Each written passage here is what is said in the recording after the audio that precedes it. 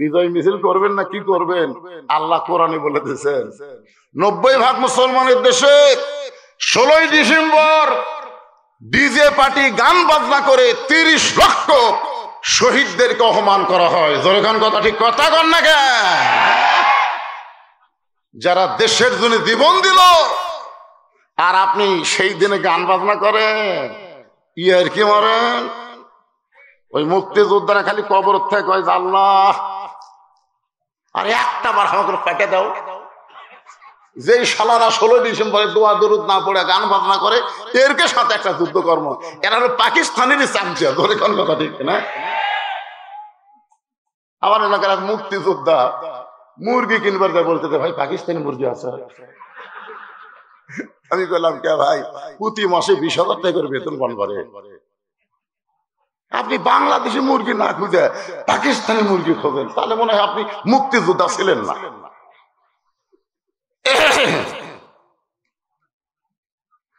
চিন্তা করেন, আল্লাহর নবী ওমরকে লক্ষ্য করে দেখে, ওমরের সঙ্গে বিজয় মিছিল করার জন্য হাজার হাজার সাহাবা দাঁড়ায় গেছে। এর নাম হলো আনন্দ মিছিল। ধরে কোন কি মিছিল? এখন এতগুলো সাহাবীকে আল্লাহর নবী কেমনে সামলাবে? সমস্ত সাহাবীদেরকে সামাল দেওয়ার জন্য আল্লাহর নবী একটা জায়গার মধ্যে ঢুকতেছেন। মক্কার মধ্যে অত্যন্ত গুরুত্বপূর্ণ একটা জায়গার নাম হলো জান্নাতুল মাওয়া। ধরে কোন জায়গার নাম কি? জান্নাতুল মাওয়া কিন্তু একটা গোরস্থানের নাম। ধরে কোন কিসের নাম? মক্কায় যে গোরস্থান সবচাইতে বড়, তার নাম হলো জান্নাতুল মাওয়া। আর মদিনার মধ্যে যে গোরস্থান আছে সবচাইতে বড়, তার নাম হলো জান্নাতুল, জোরে কোন জান্নাতুল। মক্কা বিজয়ের দিন আল্লাহর নবী জান্নাতুল মাওয়া গোরস্থানের মধ্যে ঢুকতেছে। নবী যখন গোরস্থানের মধ্যে ঢোকে তখন সাহাবেরা কি আর বাহিরে থাকতে পারে? আল্লাহ কোরআনে বলেছেন আতিউল্লাহ ওয়া আতিউর রাসূল।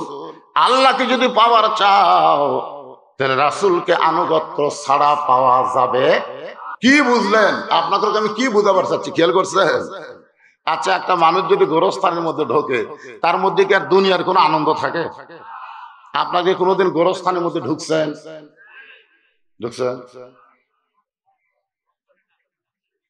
এখন গোরস্থানের মধ্যে ঢুকাও দিয়ে একজন গল্প করে, কে তোর বাড়ির খবর কি রে? তো কে ভাই 3 তলার ভিত দিছি, তো 2 তলা হচ্ছে আর 1 তলা। গোরস্থান মাটি দিবার দেয়, এই শালা বাড়ির গল্প করছে। এরকম বেহুদ্দা আছে না? কথা কন না কেন? দুজন গল্প করছে, ভাই 3 তলা বানাচ্ছি তো 2 তলা হচ্ছে রে। 2 কান্দর 2 ফেরেশতা করতেছে, আল্লাহ এই শালার কান্দর থাকবো না। এই মাটি দিবার এসে বিল্ডিং এর চিন্তা করে এই মানুষ। আসতেছে আছে না নাই? একটু মনোযোগ দিবেন। নবী যখন জান্নাতুল মাওয়ার মধ্যে ঢুকলেন, প্রত্যেকটা সাহাবী বিজয় মিছিল বাদ দিয়ে আল্লাহর নবীকে অনুসরণ করলেন। নবী একটা কবরের পাশে গিয়া ছোট বাচ্চার মতন কান্না শুরু করে দিলেন। জান্নাতুল মাওয়ার মধ্যে হাজার হাজার কবর। কত কবর? কিন্তু একটা কবরের পাশে গিয়া নবী কান্না শুরু করে দিলেন। সাহাবীরা জিজ্ঞেস করে, ইয়া রাসূলুল্লাহ, হাজার হাজার কবর থাকতে এই কবরের পাশে দাঁড়ায় আপনি কান্দেন, এইটা কার কবর?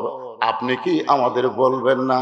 রাসূল বলেন, সাহাবীরা রে, এইটা এমন একজন মহিয়সী নারীর কবর, যিনি হলেন আমার দরদের বিবি খাদিজা। যখন মা খাদিজা দুনিয়া থেকে বিদায় নিলেন, তখন নবীর সাহাবীর সংখ্যা ছিল মাত্র 300 জন। জোরে কোন কয়জন? কিন্তু মক্কা বিজয়ের সময় নবীর সঙ্গে আছে কতজন? তাহলে 300 যদি 10,000 মধ্যে মাইনাস করেন তাহলে থাকে কত? 9,700 জন। এই 9,700 জন বলতেছে, ইয়া রাসূলুল্লাহ, খাদিজা নামে আপনার একটা বিবি ছিল, এইটা আমরা জানি, কিন্তু খাদিজা রে আমরা চিনি না। নবীর বিবি খাদিজা ছিল, এটা জানে মাত্র কয়জন, চিনে মাত্র 300 জন, ধরে কোন কয়জন, আর 9700 জন বলে হুজুর খাদিজা নামে আপনার একটা বিবি ছিল, আমরা জানি কিন্তু চিনি না, শুনেছি কিন্তু তার সম্পর্কে আমাদের তেমন জানা নাই।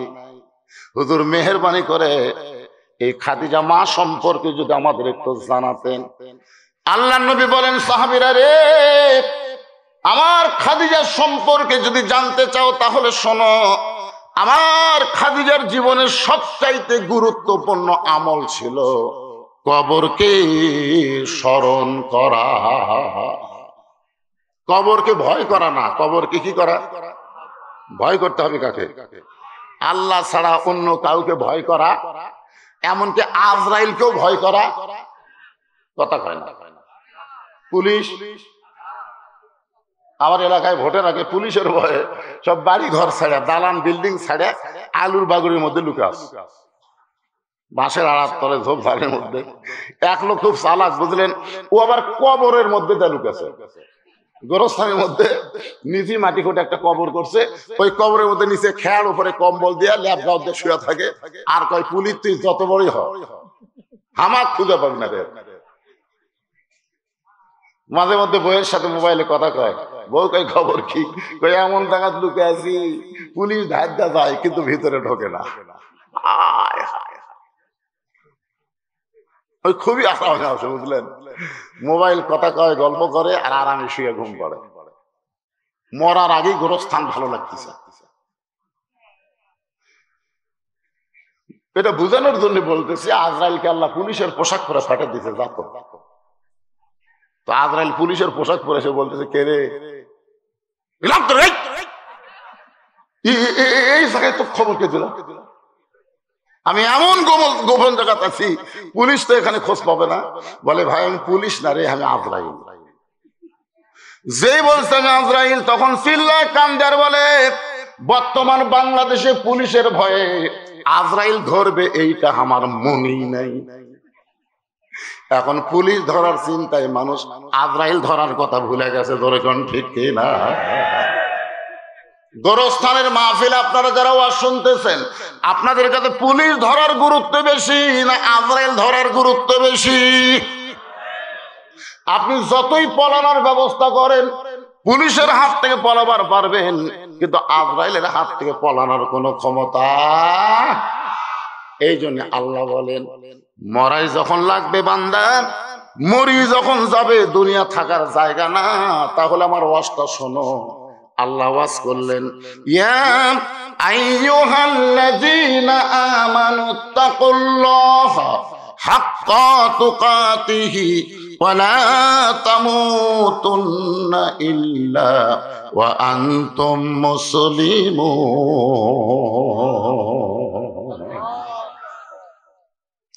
এই মুরব্বি আর উঠলো কেরা?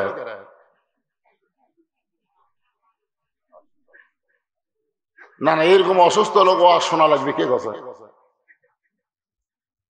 আপনাদের মাঝখানে একজন লোক উঠে আসে, হাঁটতে ঠিক মতো পারতেছে না। আমরা সবাই তার জন্য দোয়া করি, আল্লাহ তাকে সুস্থতা দান করুক, দরকার আমিন। সবাই বলে আল্লাহুম্মা আমিন। বাজারে পায়ে মনে কিছু হয়েছে নাকি? ও আচ্ছা, এইবার কঠিন ব্যারাম হলো স্ট্রোক করা। বর্তমান সরকার করোনা থেকে বাঁচানোর জন্য বহু চেষ্টা করছে, কিন্তু স্ট্রোক থেকে বাঁচানোর জন্য কোনো চেষ্টা নেই। আপনি বলেন তো, আমাদের জন্য করোনার গুরুত্ব বেশি না স্ট্রোকের গুরুত্ব বেশি? সকালবেলা কিনছে 40 টাকা শেয়ার পেয়েছে, বিকেলে বেলা কিন করেছে 90। সকালে 40, বিকালে 90, একবারে স্ট্রোক করছে। বর্তমান সরকার যদি বাজার নিয়ন্ত্রণ না করে, অনেক মানুষ স্ট্রোক করে মরবে, ধরে কথা কর না।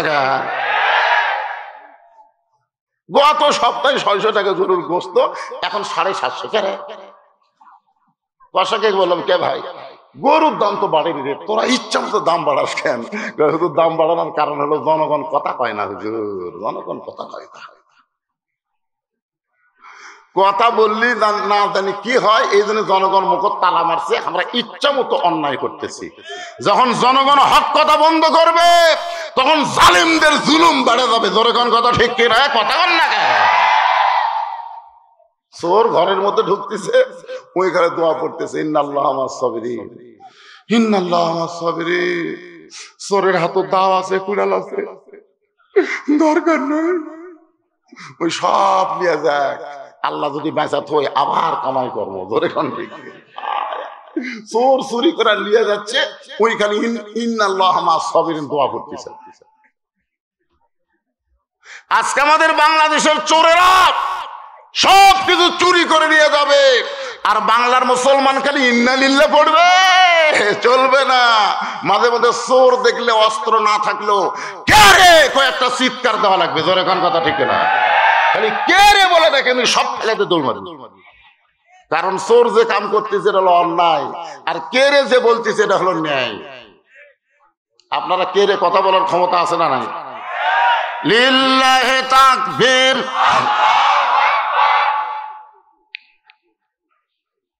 এর চাইতে জোরে তাকবীর দিতে পারবেন না। মানুষ মনে হয় খুব কম হচ্ছে নাকি? অনেক মানুষ আমি শেষ পর্যন্ত দেখতে পাচ্ছি না। একটু জোরে সোরে তাকবীর দেন তো, শয়তান চলে যাক। লিল্লাহি তাকবীর। আল কোরআনের আলো ঘরে ঘরে না, সব জায়গায়। আপনারা যদি কোন সংসদে, দরকার নেই, আমরা অ্যাঙ্গেলে মাধ্যম সংসদে করলে আবার ডাইরেক্ট হয়, সংসদে হয়তো ওই দলের দরকার নাই। আমরা অ্যাঙ্গেলে মাধ্যমে সব জায়গায়, সব জায়গার মধ্যে সংসদ আছে না নাই? আল কোরআনের আলো, কোরআন হাদিস যেখানে, দুনিয়ার মুসলমান লিল্লাহি তাকবীর। সমস্ত সাহাবীরা বলে, ইয়া রাসূলুল্লাহ, মা খাদিজা কবরকে কেমন স্মরণ করত, আপনি যদি আমাদের বলেন তাহলে আজ থেকে আমরাও কবরকে স্মরণ করব। আমাদের সকলের কবরকে স্মরণ করার দরকার আছে না নাই? কারণ যে কোনো সময় আমাদের মরা লাগবে। মরার কিন্তু সময় নাই, যখন সময় আছে। যদি আল্লাহ বলতো 3 বছর পরে তুমি মারা যাবা, আমি কিন্তু 3 বছরের মধ্যে শহীদ হতাম। আছে এরকম? আজকে আমি এখানে এসেছি আপনাদের এই নাটোরে, আমার বউ আমাকে জিজ্ঞাসা করতেছে কখন আসবেন। আমি বললাম দেহ আসবে না আমি আসবো। তোকে এটা কেমন কথা? এমন ওয়াজ করবেন পুলিশ যেন না ধরে। আপনি তেল তালা বোঝেন না? তখন বইয়ের কপালে চুমাতে বললাম, পাগলি তুই খালি পুলিশ ধরার চিন্তা করিস, কিন্তু যদি আজরাইল ধরে। তোকে দেখো, আমি আজ পর্যন্ত কোনোদিন তোমাকে আজরাইল ধরবি এই চিন্তা আমার মাথাতে নাই। মানে এটাই হলো আসল চিন্তা। ভাবো আজকে যারা আমরা এখানে এসেছি, আপনারা বলেন তো কোন সময় আমাকে আজরাইল ধরবি আমরা জানি? তাহলে আমার সঙ্গে সকলে একটা গজল গাবেন, সবাই গাবেন, না পারলেও গুনগুন করবেন। কিন্তু যেদিন ডাক পড়িবে, সবাই বলেন, কিন্তু যেদিন ডাক পড়িবে কবর মাঝে যাইতে, জোগাড় কিছু করছ বন্ধু তার মাঝে বিছাইতে। এন্ডু কিশোর কইছে, চলতে পথে 2 দিন থামিলাম, যাবার কালে আগানা পাইলাম। ও আমার সাদের মালা যায় রে ছিঁড়ে, রইব না আর বেশি দিন তোদের মাঝারে। সবাই যখন চলে যাব, যে কবরে যাওয়ার পর 50,000 বছর আমাদের থাকতে হবে, সেই কবরকে স্মরণ করার দরকার আছে না নাই? আল্লাহ নবী বললেন, সাহাবীরা রে, আমার খাদিজা কবরকে বেশি স্মরণ করত। আমি নবী ঘুমাইয়াছিলাম, গভীর রাত্রে খাদিজা আমার ডান হাতটা তার বুকের মধ্যে নিয়ে ফোঁপায় ফোঁপায় কাঁদতেছে। আল্লাহ রাসূল ঘুম থেকে চেতন পেয়ে বলে, খাদিজা আমি নবী ঘুমাই, সবাই ঘুম পাড়ে, আপনি কান্দেন কেন? খাদিজা বলে, ইয়া রাসূলুল্লাহ, আপনি ঘুমানোর পরে আমি একটা দোয়া পড়তেছিলাম, আল্লাহুম্মা বিইসমিকা। আপনারা পারেন না দোয়াটা? তাহলে সবাই বলেন আল্লাহুম্মা বিইসমিকা আমুতু। আমুতু মানে কি? আর কাজ করে দেখ, গান গানদের ফেরেশতাকে চাপা লাগে রে, তুই কি দেখিস রে? ছয় তারা পর্যন্ত হসে রে, রড বার করে তুই। আরে এই আমুতু শব্দ যদি বিশ্বাস করেন, তাহলে দুনিয়ার ঘর বাড়ি দেখার সময় আপনার থাকবে না। প্রতিটা মুহূর্ত মুহূর্তে অন্ধকার কবরের কথা চিন্তা হবে। ধরে কোন কথা ঠিক কি না? খাদিজা বলতেছে, ইয়া রাসূলুল্লাহ, এই আমুতু শব্দ যখন উচ্চারণ করেছি, আমি ঘুমানোর নিয়তে চোখ বন্ধ করে দেখতে পাই আমার সামনে অন্ধকার একটা কবর, যেই কবরে কোনো আলো নাই, যেই কবরে কোনো বিছনা নাই, যেই কবরে কোনো বালিশ নাই, যেই কবরে কোনো দরজা জানলা নাই, সেই কবরে 50,000 বছর আমি কেমনে থাকবো, এই চিন্তায় আমার চোখে ঘুম ধরে না, আমার চোখটা দর দর করে পানি পড়ে। সঙ্গে সঙ্গে আল্লাহর নবী খাদিজার কবরে একটা চুম্বন দিয়ে বলে, খাদিজা, ওই আল্লাহর শপথ করে বলতেছি, ঈমান গ্রহণ করার পরে আপনি আল্লাহর সঙ্গে যে সম্পর্ক গড়ে তুলেছেন, আল্লাহ আপনার কবরকে জান্নাত বানায়া দিবে। যারা সুবহানাল্লাহ বললেন, আপনারা বলেন তো রাসূল কি কইছেন? ঈমান গ্রহণ করার পরে আপনি আল্লাহর সাথে, ধরে কোন কার সাথে? নবীর সাথে না আল্লাহর সাথে? আল্লাহর সাথে যে সম্পর্ক গড়ে তুলেছেন, আল্লাহ তার কবরকে জান্নাত বানায় দিবে। এখন আপনারা বলেন, ঈমান গ্রহণ করার পরে আল্লাহর সঙ্গে সম্পর্ক করতে গেলে 1 নম্বর যে আমল লাগবে, সেই আমলের নাম কি? সবাই বলতেছেন নাম কি? এই তো পিছনে লোক কথা কেন, জোরে কোন নাম কি? আরো জোরে, জোরসে বলুন। এখন যারা নামাজ পড়ে না, আপনার বলেন তো তাদের ঈমানের খবর কি? আল্লাহ রাসূল বলেছেন, লা সালাতা লা ঈমানা, যার নামাজ নাই তার ঈমান নাই। একমত? নবীর হাদিসের সাথে কি আপনারা একমত না দ্বিমত? কেউ যদি বলে আমি দ্বিমত, ও মত করার সাথে সাথে কাফের হয়ে যাবে। বাইনাল আবদি ওয়াল কুফরি তারকুস সালাত, বান্দার কাফেরের মধ্যে পৃথক করার জিনিসটার নামই হলো নামাজ। যারা নামাজ পড়বে তারা আল্লাহর বান্দা, আর যারা নামাজ পড়বে না তারা হলো কাফের।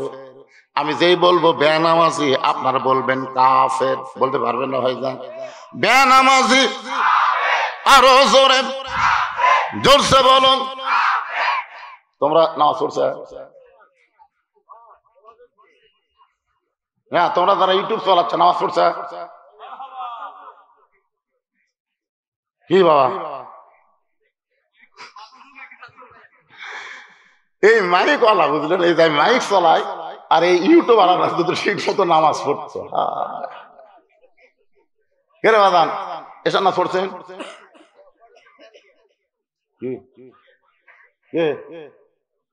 আপনার কথা আমি বলতেছি, ওই সাইডে বলতেছি।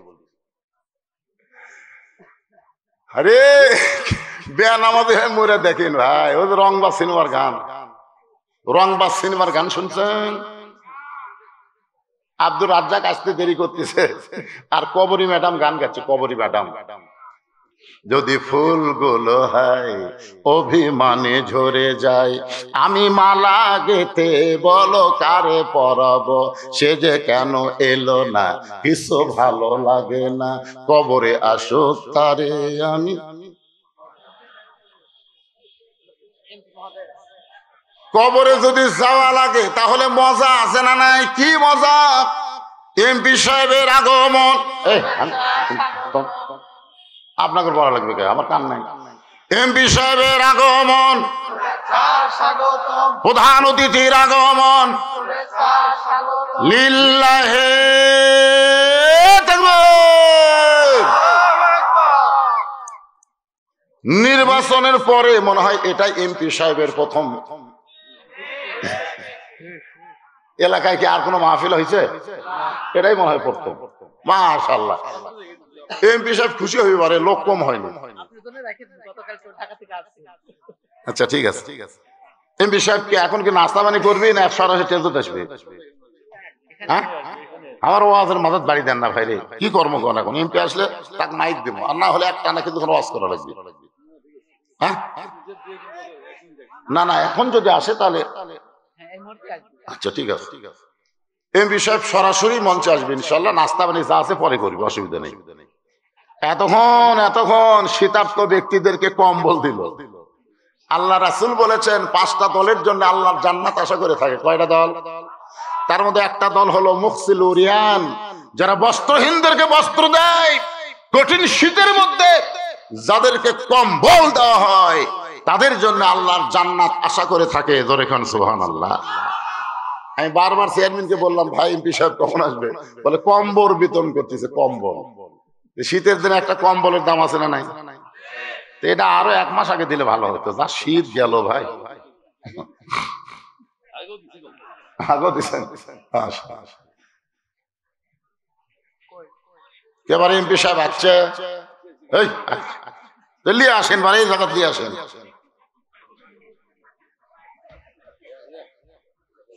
সবাই একটু একজন ওঠা বসা করবেন না। কোন জায়গা তো আছে মনে আছে আপনাদের? মনে আছে?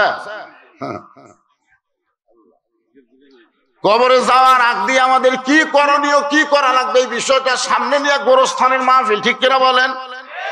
তাহলে সবাই একটু জিকির করেন। এই ফাঁকে এমপি সাহেব থেকে আসুক। লা ইলাহা ইল্লাল্লাহ, লা ইলাহা ইল্লাল্লাহ, লা ইলাহা ইল্লাল্লাহ, লা ইলাহা, লা ইলাহা ইল্লাল্লাহ মুহাম্মাদুর রাসূলুল্লাহ সাল্লাল্লাহু আলাইহি ওয়াসাল্লাম।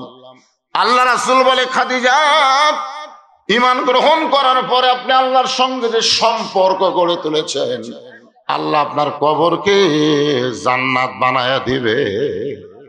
এই সম্পর্কের উপরে ঈমান গ্রহণ করার পরে কি লাগবে সেই বিষয় নিয়ে ইন্না লিল্লাহি ওয়া ইন্না ইলাইহি রাজিউন আয়াতকে সামনে আলোচনা করব। এখন আজকের মাহফিলের সম্মানিত প্রধান অতিথি এসেছেন, যিনি আপনাদের সামনে স্বাগত বক্তব্য দিবেন। তারপরে ইনশাআল্লাহ এই জায়গা থেকেই আবার আলোচনা শুরু হবে ইনশাআল্লাহ। এখন ঘোষক ভাই এমপি সাহেবের কথা ঘোষণা করেছেন, আমার পাবেন না। যেই মোনাজাতে ফিলিস্তিনের জন্য আমি মোনাজাত করিনি, তবে একটা কথা আমি বেশি বলেছি, যার কারণে একজন প্রশাসনের লোক আমাকে বলছে, হুজুর এই দোয়াটা করা আপনার ঠিক হয়নি। আমি বলেছি পৃথিবীর মানচিত্র থেকে আল্লাহ ইহুদিদেরকে ধ্বংস করে দেখ, এই কথা আমি একাই দোয়া করছি, আর কোনো বক্তা করেনি। কারণ আমাকে সেই প্রশাসনিক কর্মকর্তা বলল, হুজুর এরকে বিশাল পাওয়া, আপনি ওদের ধ্বংসের দোয়া করতেছেন। এরা হয়তো আপনাকে, আমি বললাম যদি আল্লাহ কোরআনে বলে তাব্বাত ইয়াদা আবি লাহাবি ওয়া তাব, যদি আল্লাহ ধ্বংস চায়, ফিলিস্তিনের মুসলমান বাইতুল মুকাদ্দাসে জুতা পায়ে, ইসরায়েলের ইহুদিরা বাইতুল মুকাদ্দাসে জুতা পায়ে ঘুরতেছে। জোরে কোন কথা ঠিক কিনা? আর মসজিদ কার জন্য? মসজিদ হচ্ছে মুসলমান, হিন্দুদের মন্দির, খ্রিস্টানদের গির্জা, ইহুদিদের প্যাগোডা। তাহলে যেখানে আল্লাহ বলেছেন সুবহানাল্লাযী আসরা বিআবদিহি লাইলাম মিনাল মাসজিদিল হারাম ইলাল মাসজিদিল আকসা, সেই মসজিদে ইহুদিদের দখল দেওয়া যাবে? এতে যদি পৃথিবীর সমস্ত মুসলমানের জীবন যায়। আমি কিছুক্ষণ আগে কিন্তু বললাম যে যারা নামাজ পড়ে না, আপনাকে গ্রামের মসজিদ ভাঙবার আসলে তারাও কিন্তু জীবন দেবে। ধরে কোন কথা ঠিক কিনা? মসজিদ হলো মুসলমানের কলিজা। তখন এই ফিলিস্তিনের কথা কিন্তু বলেছি, বলিনি? ফিলিস্তিনের মুসলমান যদি মসজিদের জন্য জীবন দেয়, তা আপনারা দিবেন না কেন? কিন্তু সেই বাবরি মসজিদ ভাঙ্গা রাম মন্দির বানানোর কারণে আমাকে একটু কষ্ট, এ কথা কিন্তু আমি বলছি, ঠিক কিনা বলে? তো যাই হোক, ইয়ং মানুষ জনগণের খেদমতের দায়িত্ব নিয়েছে। আল্লাহ যতটুকু সুস্থতা দেওয়া দরকার, মন মানসিকতা সব যেন ভালো রেখে জনগণের খেদমত করতে পারে, আল্লাহ তৌফিক দেখ। জোরে কোন আমিন। পরিশেষে আমি সবার জন্য দোয়া করব। এখন যে আলোচনাটা করতেছিলাম কি করে শুরু করব, মনে আছে আপনাদের? হ্যাঁ,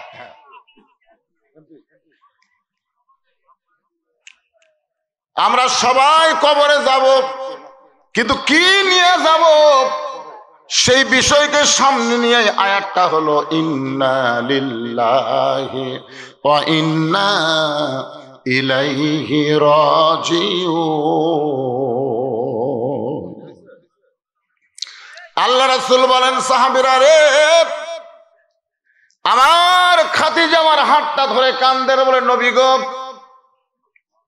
আপনি যা বললেন আমি বিশ্বাস করি। আল্লাহ আমার কবরকে জান্নাত বানায় দিবে, এটাও আমি বিশ্বাস করি। তারপরেও যদি আপনার কাছে কিছু চাই, সঙ্গে সঙ্গে নবী 3 বার নাউজুবিল্লাহ বললেন। করে বলেন কয়বার? নাউজুবিল্লাহ, নাউজুবিল্লাহ, নাউজুবিল্লাহ। খাদিজা বলে, হুজুর আমি আপনার কাছে চাই। এই কথা শোনার পরে নাউজুবিল্লাহ বলার কারণ কি? আল্লাহর নবী বললেন, খাদিজা, যারা প্রকৃত ঈমানদার হবে তারা কেবলমাত্র আল্লাহ ছাড়া অন্য কারো কাছে চাইতে পারবে না। চাইতে হবে একমাত্র কার কাছে? আরো জোরে বলেন। এমনকি নবীর কাছেও চাওয়া যাবে, নবীর কাছেও চাওয়া যাবে। আমি 11 সালে যখন হজ করতে গেলাম, আমাকে গোরস্থানে যখন আমরা কবর জিয়ারত করি তখন মোনাজাত করি না? এই জোরে কেন আপনারা করেন না? দোয়া দরুদ পড়ে মোনাজাত করেন কি করেন না? আমি আল্লাহ রাসূলের রওজার পাশে মনে করছি পৃথিবীর সবচাইতে দামি। আমি একটু হাত তুলছি, অভ্যাস যে এগুলো ফেস্টা লোকের কবরে যদি হাত তুলি আর রাসূলের রওজার পাশে হাত তুললে কি হবে, এই মনে করে কেবল হাত তুলছি। ভাই, মদিনার পুলিশ এসে আমার হাতের উপর লাঠি দিয়ে বলতেছে, মানো কুল্লু হারাম, মানো। মানে আমার হাত ঢাবে দিল। আমি মনে মনে কইলাম, রে তুই তো আমাকে চিনিস না, আমি হলাম একটা বক্তা আলেম, আর তুই একটা পুলিশ হয়ে আমার হাত ঢাবে দিল। কিন্তু আমার ইমান বলল, মাওলানা, তুমি বাংলাদেশের মাওলানার চাইতে মদিনার পুলিশের ইমানের দাম বেশি। হাত যদি তুলবার চাও কাবার মালিকের কাছে চাও, অন্য কারো কাছে হাত তোলা যাবে। এই জন্য জান্নাতুল বাকি সবচাইতে মদিনার বড় গোরস্থান। ওই গোরস্থানে কিন্তু কেউ হাত তুলে দোয়া করতে পারবে না। আপনি দোয়া পড়েন, সালাম দেন। কবরের সবচাইতে বড় দোয়া হলো আসসালামু আলাইকুম ইয়া আহলাল কবর। 3 বার সূরা ইখলাস পড়েন, দরুদ শরীফ পড়েন, আপনি দোয়া করে দেন, কিন্তু হাত তোলাটা ওরা পছন্দ করেন। তো যাই হোক, যেটা বলতেছে, আল্লাহ নবী বলেন, খাদিজা, আল্লাহ ছাড়া অন্য কারো কাছে চাওয়া যাবে না। খাদিজা মুস্কি মুস্কি হাসতেছেন আর কান্দে না। এবার মুস্কি মুস্কি হেসে বলে, ইয়া রাসূলুল্লাহ, আমি আপনার কাছে যা চাবো তা যদি আল্লাহর না থাকে। না, হাসতেছেন কেন? আমি আপনার কাছে যা চাবো তা যদি আল্লাহর না থাকে তাহলে আল্লাহ কেমনে দিবে? রাসূল বলে, খাদিজা মুখ সামাল করে কথা বলেন, আল্লাহর নাই এই কথা বলা যাবে না। সব কিছুর মালিক কে? আরো জোরে। খাদিজা বলতে, হুজুর আমি বলবো আল্লাহর অনেক কিছুই নাই। নবী বলে, আল্লাহর কি নাই? খাদিজা বলেন, 1 নম্বর আল্লাহর বউ নাই, 2 নম্বর আল্লাহর কোনো সন্তান নাই, 3 নম্বর আল্লাহর কোনো মা নাই, 4 নম্বর আল্লাহর কোনো বাপ নাই, 5 নম্বর আল্লাহর কোনো মৃত্যু নাই। আপনার বলেন তো এগুলো কি আল্লাহর আছে? তাহলে সূরা ইখলাস পড়লেই বুঝবেন। কুল হু আল্লাহু আহাদ আল্লাহুস সামাদ লাম ইয়ালিদ ওয়া লাম ইউলাদ ওয়া লাম ইয়াকুল লাহু কুফুয়ান আহাদ। আল্লাহ রাসূল বলে, খাদিজা আপনি কি বলবার চান? খাদিজা বলতে, হুজুর আমি বলতে চাই, মনে করেন আপনার সঙ্গে আমার বিয়ে হয় নাই, মনে করেন আমার বিয়ে হয় নাই, আর গভীর রাত্রে যদি বলি, আল্লাহ খাদিজার পেটে একটা সন্তান দাও। আপনার সঙ্গে বিয়ে হয় নাই, কিন্তু গভীর রাত্রে যদি তাহাজ্জুদ পড়ে বলে, আল্লাহ খাদিজার পেটে একটা সন্তান দাও, আপনি বলেন তো আল্লাহ কি আমার পেটে সন্তান দিবে? রাসূল বলে, খাদিজা আল্লাহ দিবার পারলেও দিবে না, দিবার পারলেও দিবে না, কারণ একজনকে দিয়েছিল, তার নাম হলো মরিয়ম। ধরে কান, তার নাম কি? এই মরিয়মের পেটে স্বামী ছাড়া বাচ্চা দিয়ে আল্লাহ যে বিপদে পড়ছিল, এই বিপদে আল্লাহর কোনোদিন পড়বে না। আল্লাহ বুঝাইছে আদমকে বাপ মা ছাড়া আর ঈসাকে বাপ ছাড়া কিয়ামত পর্যন্ত বাপ ছাড়া মায়ের গর্ভে আর সন্তান হবে। যদি কিয়ামত পর্যন্ত বাপ ছাড়া সন্তান হওয়ার সিস্টেম থাকতো, তাহলে বাংলাদেশে 14ই ফেব্রুয়ারি, জোরে কোন কি ফেব্রুয়ারি, হায় রে হায়, যেভাবে কাম করতেছে, একটা মেয়ের যদি বাচ্চা হয়ে যায়, ডাক্তার যদি কয় তোমার স্বামী নাই, তো স্বামী নাই, পেটে বাচ্চা কেমনে এলো? আল্লাহ দিছে। আপনার বলেন তো, এই কথা বললে কি আপনার বিশ্বাস করবেন? আগামীকাল কয় ফেব্রুয়ারি? 14ই ফেব্রুয়ারি, ভ্যালেন্টাইন ডে, বিশ্ব ভালোবাসা দিবসে অনেক অকাম এই 90% মুসলমান বাংলাদেশে হবে। এখন কথা ঠিক কিনা? আমি প্রশাসনের ভাইদেরকে বলবো, সবচাইতে বড় জালেম হলো তারাই যারা বিয়া না করে মেয়ে নিয়ে ঘুরে বেড়ায়। জোরে কথা কন না কেন? প্রত্যেকটা পার্কে লেখে সবগুলোতে পুলিশ যাওয়া দরকার। দেখি তো জোড়া জোড়াকে সারা বছর শালাকে দেখা নাই, এই তারিখে এই বাবা এই বস তো তোরা রে, তোর জনগণ একটু দেখবার চাই, মানে বস। এখানে অনেক মানুষ আছে যারা আমার ওয়াজ শুনছে, শুনিনি? ঘরত বললো হুজুর আজ 10 বছর হলো আপনার ওয়াজ শুনি, আজকে প্রথম দেখলাম। তখন এগুলো আমার দেখার জন্য আসছে। ও আজকেরকে শোনা বাকি আছে নাকি?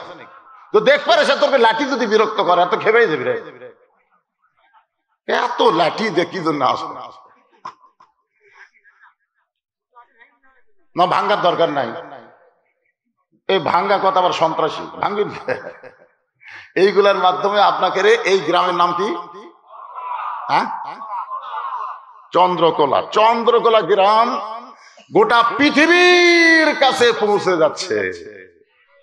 আপনারা তো জানেন না, আমার এমন ওয়াজ আছে যে ওয়াজের ভিউ হচ্ছে 200 মিলিয়ন। তোমার হুঁশ নাই? এই একটা ওয়াজ আপনার শুনেনি, তোমার হুঁশ নাই? এই ওয়াজের ভিউ আছে 200 মিলিয়ন। 1 মিলিয়ন সমান 10 লাখ, তাহলে 200 মিলিয়ন সমান কত? তাহলে চিন্তা করেন, আপনাকে ওয়াজ এমন হবে 1 মিলিয়ন, 2 মিলিয়ন, 4 মিলিয়ন, 5 মিলিয়ন। এই চন্দ্রকোলা গ্রাম সবাই দেখবে এই লাঠির মাধ্যমে। যেরকম কার মাধ্যমে? তার লাঠিগুলা থাক রে বাবা, কিন্তু একটু ফাঁক ফুক করে দাও, তোমরা বসে যাও। কি বলতেছিলাম একটু মনোযোগ দেবেন। গোরস্থানকে সামনে নিয়ে কথা বলতেছি।